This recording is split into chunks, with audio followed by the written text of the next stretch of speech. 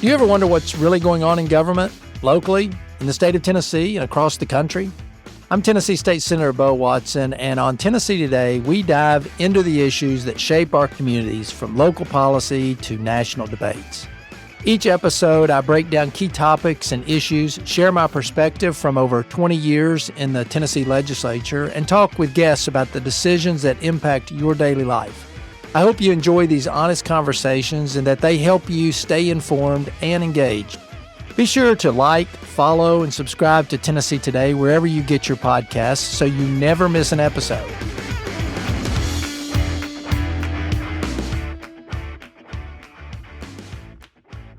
Hey folks, welcome back to another episode of Tennessee Today. This is Tennessee State Senator Bo Watson. This is one of those moments where you're like, oh my gosh, I can't believe I have this person on my show. We've got former Speaker of the House, Newt Gingrich. Speaker Gingrich served as the 50th Speaker of the U.S. House of Representatives from 1995 to 1999. He was first elected to Congress in 1978. He is most known for his contract with America, which led the Republican Party to a victory in 1994, which replaced 40 years of Democrat majorities in the U.S. Congress. And in 2012, he actually ran for president of the United States. But beyond his years in elected office, Speaker Gingrich has become a prolific author, having written over 40 books, including his latest, Trump's Triumph, which we'll be talking about some today during the podcast. He is also a frequent commentator on national policy and global affairs as a Fox News contributor. He's been an advisor to every Republican president since Ronald Reagan, and particularly with our President Trump now. And he is the podcast host of his own show, Newt's World, which has 858 episodes. Can you imagine 858 episodes? That's amazing. Speaker Gingrich is chairman of Gingrich 360, a multimedia production and consulting company based in Arlington, Virginia. He's also a dedicated champion for building up future conservative leaders through his work with GOPAC, an organization that he worked with and helped establish years ago. We're grateful to have him join us today to discuss the evolution of conservatism, governing versus campaigning, the importance of entrepreneurial government, education, AI, and a host of other issues that are in this book and in one of the other books that he's written. So, Speaker Gingrich, welcome to Tennessee Today. Tell me about your new book, Trump's Triumphs. I've finished reading it. My sister actually put me on to it. She's a huge fan as well. And I appreciate your thoughts on, what led you to write this book. And then there are several things in there I want to follow up on. Well, tell her I said thank you. What's her name? Her name is Debbie Gates, and she's a huge fan. And she's probably given me 2 or 3 of your books to read. So you've got a good fan base here in Hamilton County in Tennessee. Well, listen, tell Debbie that I said thank you, and I'm very grateful. In October of last year, it hit me that Trump was going to win, and that in winning, he was going to be establishing history in a variety of ways. First president to be elected, unelected, and reelected since Grover Cleveland in 1892, who's the only other person to ever do it. First person ever to defeat an incumbent president, pivot and defeat an incumbent vice president in the same year. Nobody else has ever done it.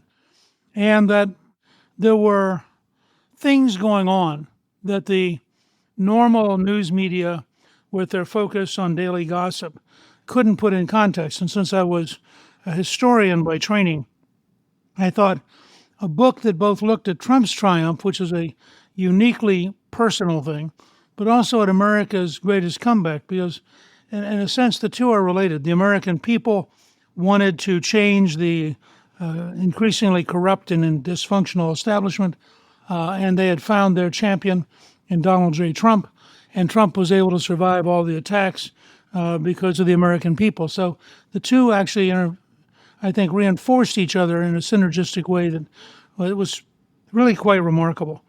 And as I sat down to write the book, I've known Trump for a very long time, it occurred to me both that there were real lessons from the campaign, and that there was a real pattern that would lead into the future. And so we really tried to do the book in sort of two parts. One part is how we got to here, which is itself fascinating and amazing.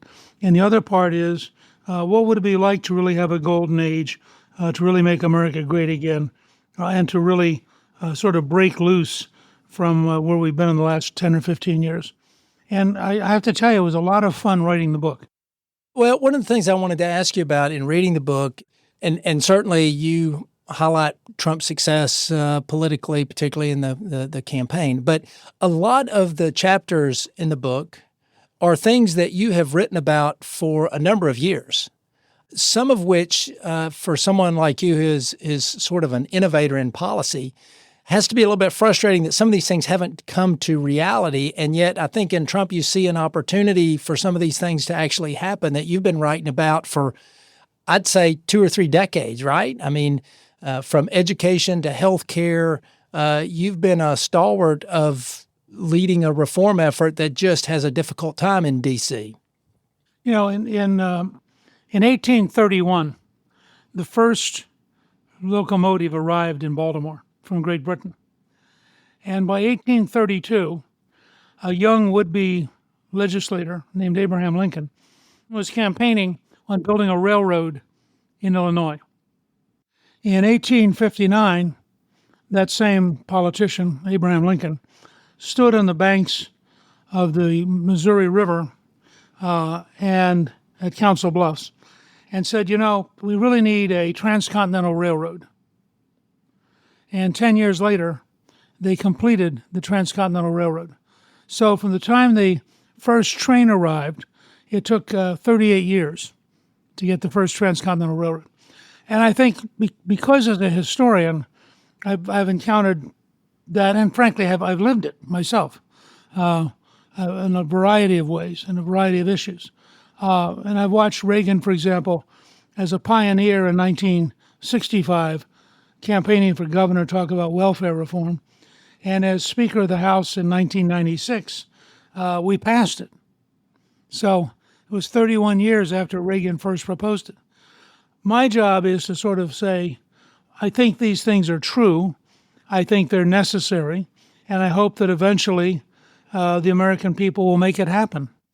Can we bring that down to the level of the states? Because one of the arguments or things I talk about frequently here on this podcast is that states have the unique ability to move a little faster than the federal government does. And we also have the ability to, when we have made a mistake, we have more flexibility in fixing those mistakes. And I would argue that, and have argued on this podcast, that the reason our government was set up this way, or one of the reasons, was to obviously diffuse power, but to also to allow for states to experiment with different things. And what works in one state may or may not work in another state. And I get that sense from reading a lot of your writings that commitment to federalism is a key part of the nation being successful. And some of these things you write about, Tennessee, we've done a tremendous amount of work around education, K-12 education reform. We now have universal school choice, which is something that you write about in your book. We've done a lot around Medicaid far in advance of we're the only block state, the state that gets block grant funding for our Medicaid program, which is called TennCare. So can you speak to sort of your thoughts on how the states relate to the federal government when it comes to some of these big issues that you write frequently about? Well, remember, first of all, as we approach our 250th birthday, the U.S. government grew out of the states. The states did not grow out of the U.S. government. Thank you, Mr. Speaker. So I think almost all of the founding fathers would have told you that they expected the federal government to remain relatively small, and frankly, other than World War I and the Civil War, federal government was very small until Franklin Roosevelt in 1933. It was still only like 3% of the economy in 1933. So the great activities tended to be at the state level. The Erie Canal was a state project. The first experiments with Social Security were in Wisconsin. And people saw the states as laboratories of democracy where different states could try different things, and you could see by their impact which ones worked. My first speech to the American Legislative Exchange Council was actually in Chattanooga in 1979 Oh, wow. at the Chattanooga Choo Choo. Oh, my goodness. And I've always been a big supporter of ALEC, or the American Legislative Exchange Council, precisely because I think that state legislators can play a major role in solving problems without having some federal bureaucracy try to do it. And the fact is, as you know, Tennessee itself is at least 3 or 4 different places bounded by state lines. But I certainly wouldn't say that people in the Blue Ridge are the same as people in Memphis, and say you all go, as you know, go all the way across the state. Well, similarly, you look at a place the size of Texas, which could easily be 5 or 6 countries, and Europe would probably be 7 countries. The diversity, the opportunity to experiment, and as you point out, and this is very important, if you really screw up at the state level, you just fix it. If you screw up at the federal level, you get somebody to write a report saying it's really better than you think. Yeah, that's so true. Yeah, there's a huge difference in flexibility and adaptability between state governments and the federal government. Yeah, one of your chapters, and the reason this is really important to me, and I want to get your perspective on this, because one of your chapters is about entrepreneurial government. And I would argue that that kind of innovative thinking is going to occur at the state level, because states, we have to balance our budget in Tennessee. We can't spend more than we bring in. And we are constantly looking at ways to be more efficient and more effective. And in reading that chapter of your book, I got the impression that that kind of entrepreneurial business-like approach was sort of your philosophical approach to how government should be operating. Sure. Look, I mean, we should pay for outcomes, not for processes and inputs. We should measure very directly. Are we getting our money's worth? Is it working? If it's not, why are we still doing it? And I think that the states have a much greater. Now, again, there's a huge difference when you get to some of the blue states where you have huge bureaucracies, you have very big unions, you have political machines. It's very hard to reform them. You take a New York, an Illinois, a New Jersey, California, they're really hard to reform. When you get away from them, you get to virtually all of the other states in the country, they're much more adaptable and much more flexible.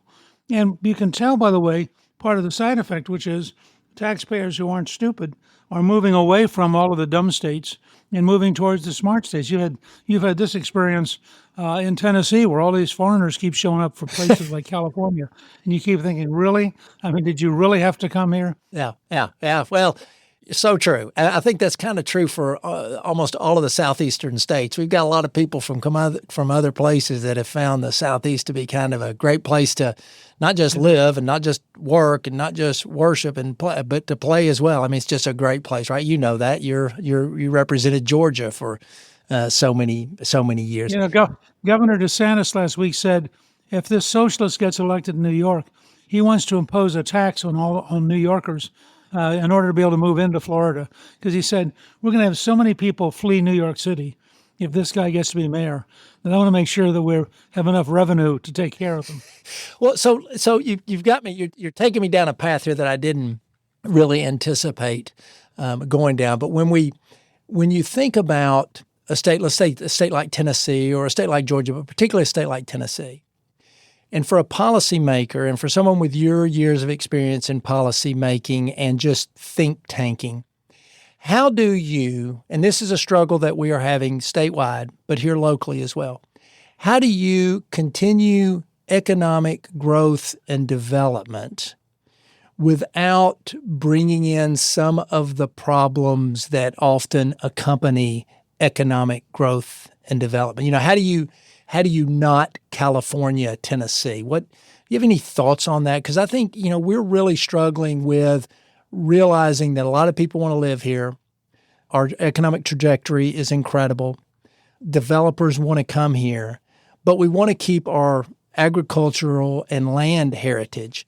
and keep Tennessee, Tennessee. You have any thoughts on that? I mean, I think it's a real struggle for states like Tennessee. Well, no, it's a continuing challenge. My wife, Callista, has just been nominated to be the ambassador to Switzerland. And part of the beauty of Switzerland is all of these small farms with the dairy cows with the big bells hanging around their neck. Well, the Swiss think that that is such an advantage, both in terms of avoiding famine if they get caught up in a war, and in terms of the scenery as a tourist attraction, that they heavily subsidize their dairy farmers. And they basically say, if you'll take care of your land and make it look beautiful so people will want to come here and be a tourist, that you are more than paying for whatever we're doing to help you. So you have to start in a sense, ask yourself, what are the values of Tennessee? And what's your vision 10 or 20 or 30 years from now of a Tennessee which lives up to those values? And then you're going to have real fights, because there will always be some developer who comes along who sees an opportunity to make a cheap buck and doesn't mind screwing things up. You may remember years ago when Copper Hill had such bad air pollution that nothing grew. Now, I used to teach environmental studies, and I went out on a limb and said, that's probably not good. And at the time, of course, there was a large chunk of the business community that said, well, we're only burning up 1 or 2 hills. But in fact, the toxic stuff that are put in the atmosphere wasn't tolerable, and we changed the rules. So I think you've got to define the Tennessee you want, and then you got to figure out the policies that would yield to that, and then you've got to, frankly, draw some lines in the sand, and you'll have fights, because some people will come along who really want to make a profit, and they don't care what they leave behind, because they don't plan to live there. They plan to just make their money. And I think you've got to decide whether or not you'll accept that. Yeah. Okay, I'm going to pivot a little bit on you here. Mr. Speaker, there's so many things I could and would love to talk to you about. You, I guess in the late 70s, you started an organization called GoPack, which, if I remember correctly, it's still around, and I've been involved with it. It was designed to organizationally, and you're by all your history, you're an incredible organizer. You can really organize and get things going. Tell me what your vision was when you were creating GoPack, and how you see it today, and how Republicans at our level, how that's something we should tap into or not. Well, GoPack originally was created in the early 70s by a direct mail firm, which raised money to be given out to state legislative candidates. And Governor Pete DuPont of Delaware became the head of it. And after he had run it for about 10 years and had a pretty good reputation, he wanted to run for president. So he came to me in '86 and said, would I be willing to take over GoPack? And I said, yeah. But I believed, and I wrote about this in a book called March to the Majority, which outlined the 16-year campaign to create the first House Republican majority in 40 years. I believed that ideas were the heart of what we had to do. And so we redesigned GoPack to send out, and this will tell you how long ago it was, we were sending out audio tapes that people could listen to in their cars. And because it occurred to us, I was at a state Senate minority meeting in Michigan with then Minority Leader John Engler, who later became governor, a great governor. And it was on a Monday morning, and they were all there by 7 a.m. And he said, some of these guys drove since 3 a.m. to get here. Well, as a congressman, you fly, you don't drive. And so I thought, they all spend that much time in the car. He said, yeah. And then I realized in my own career, campaigning for Congress, I was in the car for, 50, 60 hours a week. So we began developing audio tapes that people would listen to.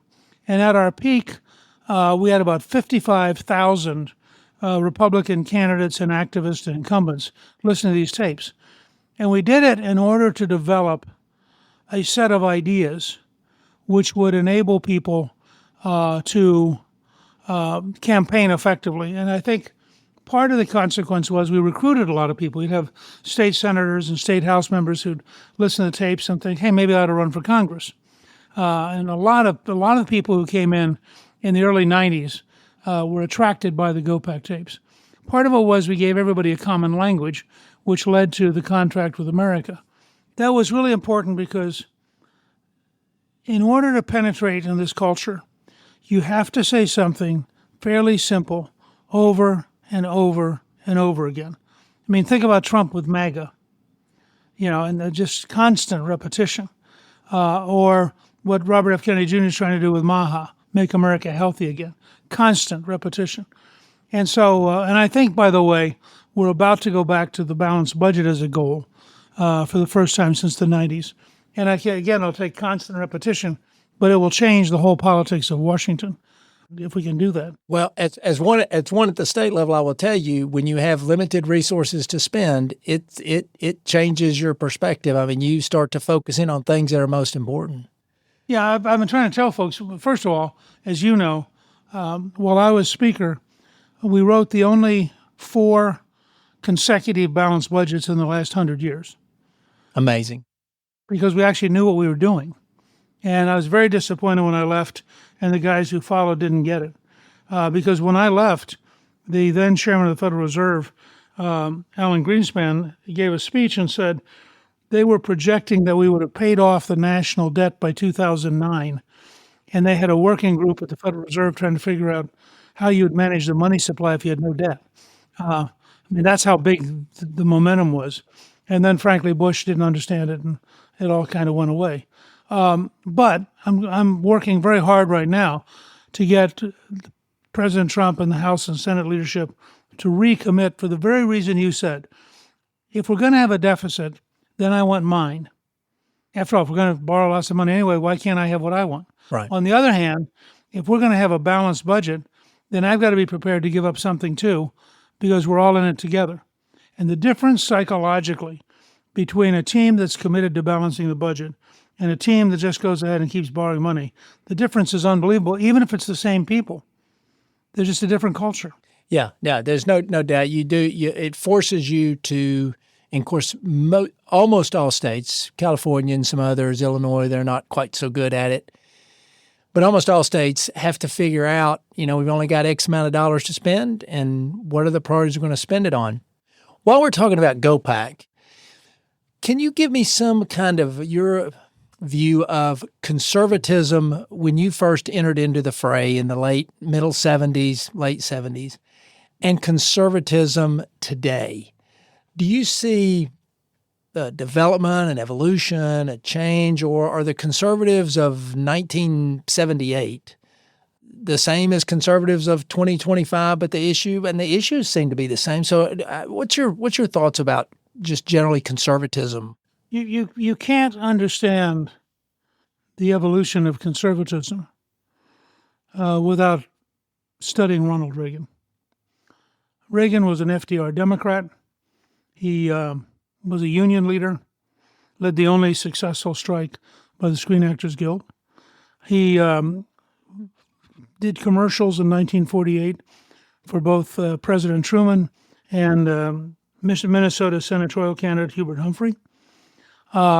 He converted to Republican in the 50s, but he always had an instinct that was bigger than the Republican Party. The Republican Party had become a narrow, negative, defeated party. Remember, in the House, when we won re-election in 1996, which I think was in many ways our most important achievement, it was the first time since 1928 that House Republicans had gotten reelected. They'd won in 46 and then lost in 48. They won in 52, lost in 54, and didn't win again until 1994. So you had people who were used to being in the minority. They were used to being defeated. They tended to be negative. I used to kid that Teddy Kennedy used to get up every morning and say, "I'm voting yes, what's the issue?" And Republicans got up every morning and said, "I'm voting no, what's the issue?" But Reagan came along, and you can see this if you've never watched it, you can go to YouTube and pull up A Time for Choosing, which is the extraordinary televised speech he did for Barry Goldwater. And it's all filled with ideas, and it's optimistic, and it's about America. It's the exact opposite of the kind of negative, cheap, depressed, pessimistic conservatism which had defined the Republican Party. Trump, in many ways, is part of that same pattern. If you go back and look at the contract with America, we basically stood on Reagan's shoulders. Everything in the contract came from Ronald Reagan. And everything in the contract was supported by 70% or more of the American people. So we were really creating a people's party based on people's issues, which was much broader, much more idea-oriented than the traditional Republican Party. And then Trump comes along, and I tell people it's not so much that Trump's a great conservative. He is the most effective anti-liberal I've ever seen. I mean, he gets up in the morning and he says, that's just stupid. And then he goes after it. But he doesn't get up in the morning with some William F. Buckley, National Review sense of conservative ideology. He's essentially a pragmatic businessman. But the result is, because he has enormous courage, he has done more to dismantle the establishment than anyone since FDR created it in the 1930s. And it's astonishing. And watching it, occasionally participating in it, is just amazing. That's a really interesting perspective and point of view that I hadn't thought about in terms of President Trump. About he doesn't necessarily fit into the conservative box, but he identifies and recognizes the craziness of the liberal box and calls it out. And by virtue of that, he becomes conservative. Right. It's a little bit like your point, which I agree with totally, about the balanced budget. A great deal of conservatism is common sense. I mean, we for example, we think that there are two sexes, a man and a woman, and that to argue otherwise is to argue against everything we've known about biology for all of human history. We think that work is better than depending on other people, and we favor work. Now, this is not some abstract philosophical approach. It's a question of, in the real world, what works. We think locking up criminals is better than having criminals attack innocent citizens. I mean, these are bold, these are exciting. They certainly, if you are at Harvard or Yale or Vanderbilt, would get into a fight. We think that every nation deserves to have a sovereign border because that's the definition of a nation. I mean, if you don't have a border, how do you know you're a country? So you go through all that stuff, and there is a common sense, practical reality that is a kind of conservatism that's non-ideological. It's very pragmatic, but again and again, I have a poster in my other office that's in Polish.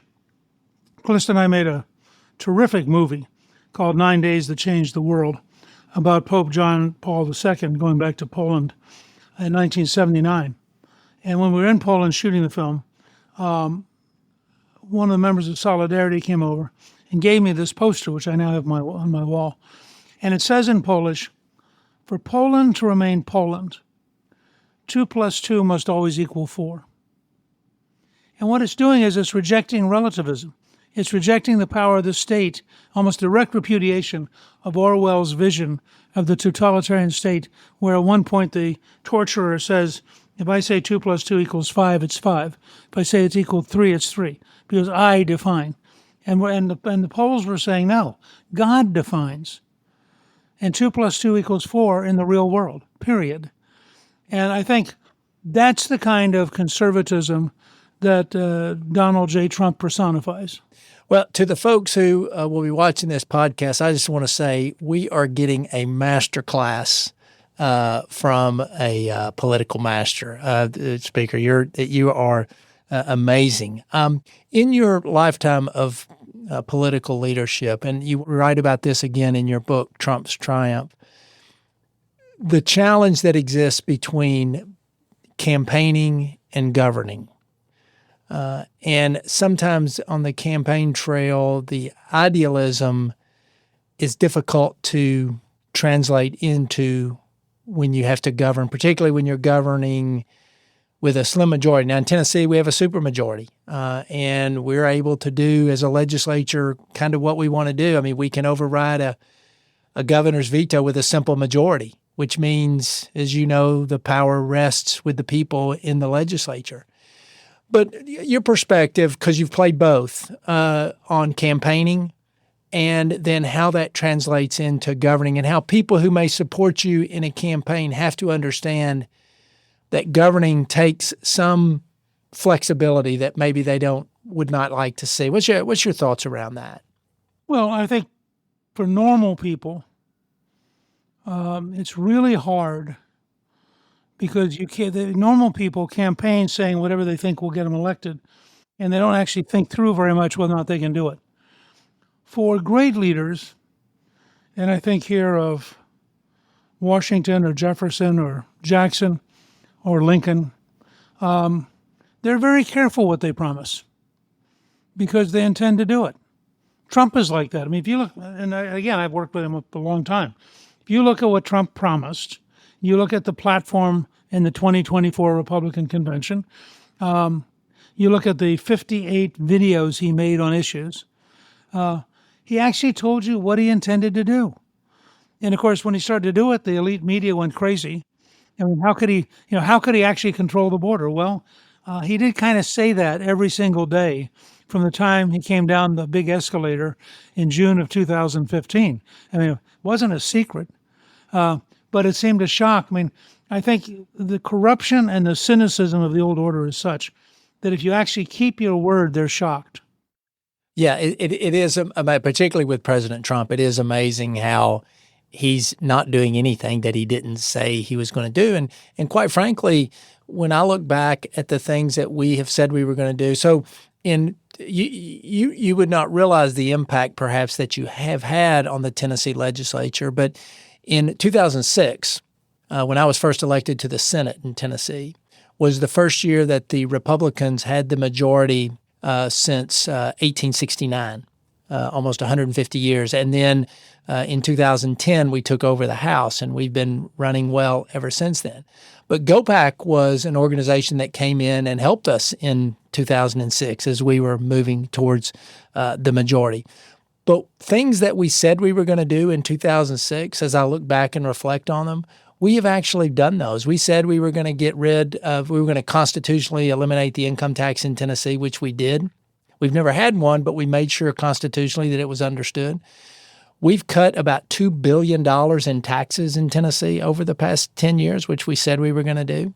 We were going to try and leave more money in people's pockets and make government run more efficiently. But even along the way there, governing is hard because you have to particularly when you have a balanced budget requirement, you have to make decisions on spacing things out time-wise. Things that you would like to get done in 1 year, you really can't get done. You just can't afford to do it. I think of education reform. It took us about 10 years really to get to where we had school choice fully in place like we do now. Some of the accountability measures that you talk about in your book, we have in place. I mean, your book parallels Tennessee in so many different ways, but I think governing is hard. I mean, campaigning is hard too, but governing is really hard because you have to make decisions that people don't often understand the full story behind it. Well, the Great Big Beautiful Bill is a good example. The founding fathers had two goals in the Constitution.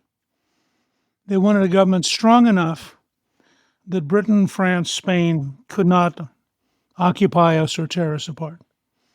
But at the same time, they realized if you had a government strong enough to defend you from an overseas danger, then how do you prevent that government from taking control? And they were deeply influenced by a French philosopher named Montesquieu, who wrote a book about the notion that you could actually divide power into three parts. One part would be an executive branch that ran things. One part would be a legislative branch that defined things. And one part would be a judicial branch which ruled on matters of law. Much of that came out of the British experience starting in 1415 with the Magna Carta at Runnymede. and had grown up over a 350-year period. So the founding fathers said, how can we prevent dictatorship? And they said, well, first of all the powers not given to the government, to the federal government, belong to the states and the people. So the states, in many ways, have an enormous amount of independent leeway. Second, we are going to have a legislative branch, but we're going to divide it in two, because they really thought, in their writing, they thought the legislature was more dangerous than the president, because it was bigger, it was closer to the people.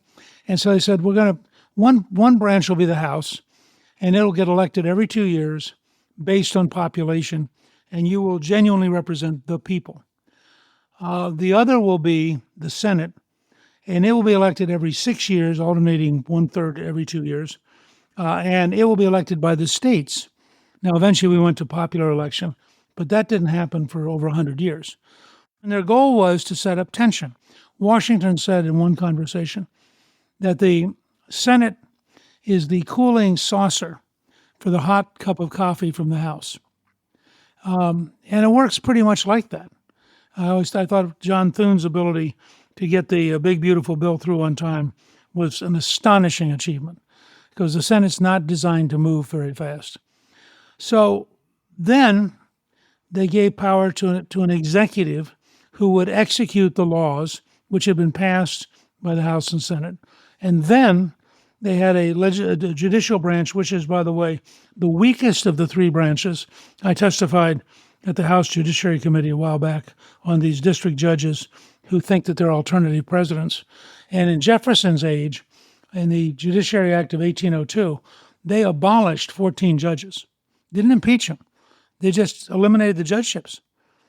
Because if the Congress and the president combined, the judicial branch can't win. And so it's important to remember. So what happens? And this always shocks people. I think there's a certain inherent cynicism among the elites. You elect House and Senate members, you know this because you're a legislator. You elect them to actually represent the people of their district. Well, if you have a country the size of America, and frankly, as I mentioned earlier, you look at the totality of Tennessee, you have a lot of diversity, a lot of different interests and different concerns. Well, they all get in a room. It turns out each of them has a different view. I always tell people the House is essentially 435 high school class presidents. And they all show up. They've all won an election. They all know everything. And the job of the speaker, which I have to say Mike Johnson's done brilliantly, is to listen to them. And then you listen to them some more. And then you listen to them to a point where you think about screaming. And then you smile and you listen more. And eventually out of all that, people talk themselves into how to do something. Then it goes over to the Senate. I always tell people, I don't know about Tennessee, but the difference between the House and Senate in Washington is that the House is essentially a truck stop. It's 435 people hanging out. The Senate is essentially a country club. And so every senator, every morning, brushes the teeth of a future president. And so you have these totally different cultures. And the recent achievement of the One Big Beautiful Bill getting done by July 4th was astonishing, because it not only required Johnson to pass the bill in the first place, and then when it came out of the Senate, to pass it again without any amendments, but in addition, it required Thune to listen to all of his colleagues. People talk about it being like herding cats. To get the senators to move that fast is one of the most astonishing things I've ever seen. This bill in normal times would have passed in October.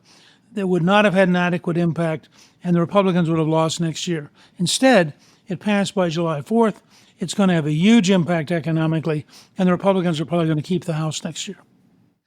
Yeah, I can do nothing but applaud my colleagues at the federal level for being able to move that bill. Although, what came back from the Senate was a little bit different than what the House had passed. I was amazed again, not only at Speaker Johnson, but also, it shows the influence that the president can have when he leans into an issue. that many of those House members, one of which is from Tennessee, Tim Burchett, who's a really good friend of mine who served with me in the Tennessee Senate, who is a strong advocate for a balanced budget. Congressman Burchett was one of those who finally came around, and I think President Trump had a big role to play in all of that. I experienced this with Reagan. When you get to certain really big bills, if you pass it, the president's strength increases. If you defeat it, the president's strength weakens. And so, in a sense, as a team, you get down, you do the best you can in the House, you do the best you can in the Senate, and then you have a really simple test. Do you want to strengthen Hakeem Jeffries, or do you want to strengthen Donald J. Trump? Because there's no middle ground. It's as you know, in the end, it's binary. You're either for it or you're against it. And to their credit, the House Republicans didn't totally like what the Senate did, but they accepted that it was the best you were going to get, and it was right there, and you had to get it passed. Well, and that kind of comes back to where we were talking about campaigning versus governing. In the campaign world, you might say, I'm never going to agree to this, that, or the other. When you get down to the piece of legislation that has some things in it that you're like, I don't really like that, but from a governing perspective, it's something that I have to accept in order to move the issue or the issues forward, in this case, the One Big Beautiful Bill. So I think that you've kind of encapsulated the whole challenge that legislators have between campaigning and governing, that governing requires a give and take amongst all the members for the good of the, as you've referenced, the good of the team. I think that's right. And look, it's also important to remember, I remember when I came in as a freshman in December of 1978, I went to freshman orientation, and a great member from Minnesota came to speak to us. And he said, at 3 a.m, when you get done with your session and you walk out the door of the Capitol and you look across at the beautiful Supreme Court and the Library of Congress, if your heart doesn't go pity-pat, you need to go home because you no longer understand the magic. And his name was Bill Frenzel. He's a great guy. And I think there's a lot to that. Ideally, we recruit people not just out of ego or ambition, but because they really want to try to help make America a better place. And to do that, you have to maintain a kind of idealism, which is, I think on the outside looks a little silly, but as a historian, I can tell you it's at the heart of how great societies survive. They survive because people are prepared to work hard, to take risks, to sacrifice, because they believe in a thing bigger than themselves. In this case, it's freedom in the United States of America. If you don't believe in freedom in the United States of America, you shouldn't be in the Congress. Yeah, I wish I could say it better, but I cannot. So pivoting one more time, I've been very involved in Tennessee as we are wrestling with artificial intelligence and how the role it's going to play both in the private sector as well as in the governing space. I created with legislation a artificial intelligence council to kind of start helping legislators and the public understand the role of artificial intelligence or what we think it might be. Obviously, you write in your book that, we're just beginning to write the chapter on artificial intelligence and what it may or may not be. One of the things that I was pleased to see, and I actually had talked to our congressional delegation, was the part in the One Big Beautiful Bill that would have put a 10-year moratorium on states' ability to have any kind of regulatory influence on artificial intelligence. They removed that from the One Big Beautiful Bill, which I was very happy to see. The challenge that we are facing, and I'd love to hear your thoughts on this, because again, in reading your chapter, you talk about not inhibiting development and innovation of AI. I think we as a government, of the state government, we're trying to figure out how much our fingerprints should be on AI and how much government should not be on AI. What are your thoughts around that? Well, I think that you have to look at real world effects. I noticed, for example, that Melania Trump had pushed very hard for a bill which the Congress passed overwhelmingly that required people like Meta and the other and Google to take down artificially intelligence enhanced pictures of people who were innocent victims. And that was a necessary change because there was no firm rule. And you could have 13, 14, 15-year-old girls who suddenly had their head imposed on a naked body, and it was sent around. And so we began to establish it. And I think that, first of all, you have to make a basic doctrine that in the real world, activities which are illegal if they occur through artificial intelligence. So somebody stealing your name, stealing your face, trying to raise money representing that they are you. I mean, there are a whole series of practical, real changes. I think second, we have to look at how are we going to maintain. I'm not so much worried in the short run about the dangers of artificial intelligence in the sort of science fiction sense, but I worry about it in the very practical sense. How do we make sure that your health information is truly protected? And I would also point out, virtually everyone I know, when they get in a car to go somewhere new, turns on some device, whether it's Waze or some other thing, Google Maps, and there's this nice voice that tells them what to do. And they do it. All right? My wife has become a close friend of Chat GPT. And every time she wants something new, she asks Chat GPT about it. Don't waste your time with Newt. Just talk to Chat GPT, right? That's right. The largest single user of robotics in the United States is Amazon. And it keeps prices dramatically lower than they would be without it. So there are a lot of these things you've got to look at. My hunch is that the states and the professions which adapt the most rapidly will be the wealthiest and the most attractive. And the applications are going to be universal. They're going to be everything from how to construct things to how to educate people. I just sat through a briefing earlier today about the impact of artificial intelligence, for example. Instead of having a nurse spend her time interviewing you, they have a voice that sounds like the nurse, does everything. Once it's finished, the nurse looks at it, and the nurse only gets involved to make decisions. And you suddenly have 3 or 4 times as much nurse time as you had before this. And there are a whole range of these kind of things coming down the road. And most of us are sort of used to it now. But I think that, my advice, because I'm one of those people who grew up with science, with space and robotics, and I read Asimov's I, Robot, I think when I was still in high school or college. I think the states that invest the most aggressively and look at the application across their entire state system are going to have dramatic advantages in 10 years over places that fail to adopt. And think of it as the rise of electricity in the 1890s and the development of electric lights, the development of motion pictures, the development of radio. All those things were coming down the road. The rise of the automobile. Henry Ford's first car, he built in 1899, and they took it out at night in order to avoid scaring horses. And because it was dark, they ran over a pedestrian.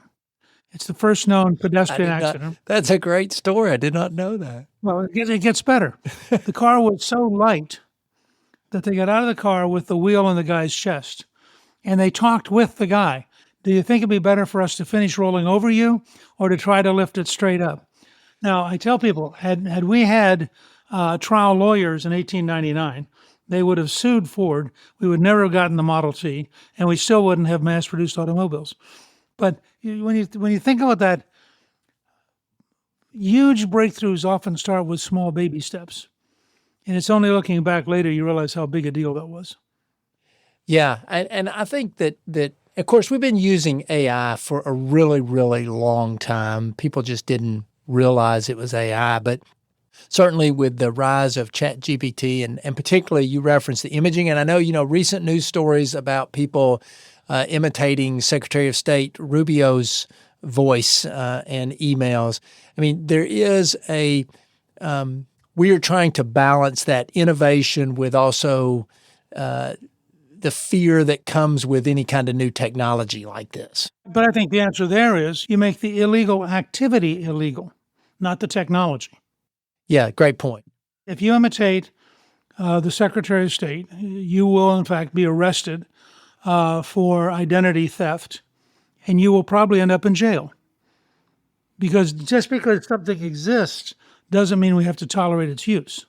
Right. Yeah, good point. I don't want to leave this conversation without having some conversation with you about K-12 education and higher education. Tennessee has been actually a leader over the past couple of decades in educational reform, from teacher accountability to assessments to various types of school choice, all the way from traditional public schools to private schools to magnet schools, academies, etc. We have them all. And you write extensively about education, K-12 education in particular, and about school choice in particular. And I wanted for the folks that listen to the podcast to get your perspective on school choice and why you've been such an advocate for that for really much longer than the current conversation. I mean, you were talking about this years ago. I got involved in school choice about 1990 when Governor Thompson of Wisconsin called me because a black single mother representative from Milwaukee, who had been Jesse Jackson's state campaign manager, had decided that she was sick and tired of her children being trapped in a bad school. And she wanted to offer a school choice bill so her children could go to a good school. Polly Williams. Now that's, 1990 or so. We're talking 35 years ago. And the core idea is pretty simple. One, if there's a huge difference between good and bad schools, should parents have the right to pick the good school, or should the bureaucrats have the power to tell you you're going to go to whatever school you're going to go to, no matter how bad it is? It's just straightforward. Two, if you have, and this is true in virtually everything in life, if you have competition, does it tend to improve things? And we generally think, yes, competition leads to better.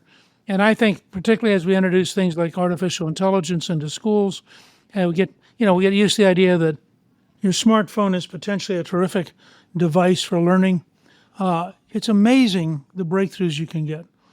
One of the things I did at one time, you may want to try this out, or it may be too radical, but in the 1980s, as congressmen, we were allowed to accept money for a speech, but we weren't allowed to keep it. And so I took my speech money and I invented a program called Earning by Learning, because I had a theory that we always focus on the teacher or the parent, but in fact, the person we're trying to motivate is the student.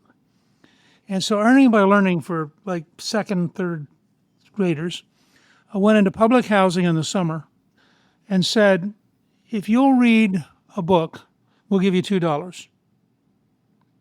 Well, the first summer, we had one young lady in Villa Rica, Georgia, who read 83 books, earned $166, and promptly got in trouble because when she went back to school that fall, she could read too well, and she was bored. So she got to be a troublemaker. 2 or 3 years later, we were in Douglas County, my favorite story. We were at a public housing project, and the kids said to us, "You're going to cheat us." And we said, "What?" And they said, "You're going to get us to read, and then you won't pay us." And we're not doing it. And we said, "All right, how about if we pay you every week?" And about 6 or 7 of them said yes. And within 3 weeks, they were up to about 25. And I said, "What happened?" They said, "Well, when the ice cream truck came, the kids who were reading could buy ice cream. And their friends would say, "How come you have money?" And they'd say, "Well, I read, you know." And then the kids would come and say, I get to read too." And my only point is, and it's just something for you to think about sometime, in the worst neighborhoods with the lowest parental commitment to education and the lowest local cultural commitment to education, we ought to try the experiment of rewarding the students. And you might be astonished how rapidly students learn and how eager they get because it's about them and they're winning. Yeah. And literacy, I'm a huge literacy person. I think that, my philosophy on education, particularly K-12 education, particularly K through 3 education, is that giving the child the ability to read and read with comprehension is the fundamental responsibility that the education system has. That you can learn virtually anything else if you have the capability to read with comprehension. So we've done a lot around literacy. Now, our Tennessee Achievement Test just came out. We're still at about 38 to 40% reading proficiency, which is a sad commentary on literacy in our state and really in the nation. I know you were in Congress when Reagan put together the report to look at reading across the United States. But we're making progress. We're not at 28% where we used to be. We're at 38%. We're making headway. So, I think your emphasis on literacy and learning is really, again, you've had influence where you may not have realized that you were having influence in some of your policy analysis and talk. This has been an incredibly rewarding conversation for me. You have been one of my political heroes watching you over the years, and I have a great deal of respect and admiration for what you do, and I'm so thankful that you have remained engaged in the game and actually probably in the past couple of years has become one of the real thought leaders that I believe President Trump and others look towards. You're published 40 some odd books now, so you're well published, and I want to thank you for taking time to be on Tennessee Today and just sit down with a lowly old state senator and have a meaningful conversation. Well, it's been a great conversation. I appreciate your leadership at the state level, and I urge you to stick in there, and good things can happen. Well, Mr. Speaker, from the 11th Senate District in the great state of Tennessee, thank you very much. You've been a great guest. Hey, folks, it's Tennessee State Senator Bo Watson. If you are interested in getting a copy of Newt Gingrich's newest book, Trump's Triumph, America's Greatest Comeback, which, by the way, was just recently endorsed by President Trump himself, you can get a copy of the book at gingrich360.com. That's gingrich360.com. And if you have questions or comments about today's episode, please feel free to email me at info@bofortn.com. That's info@bofortn.com.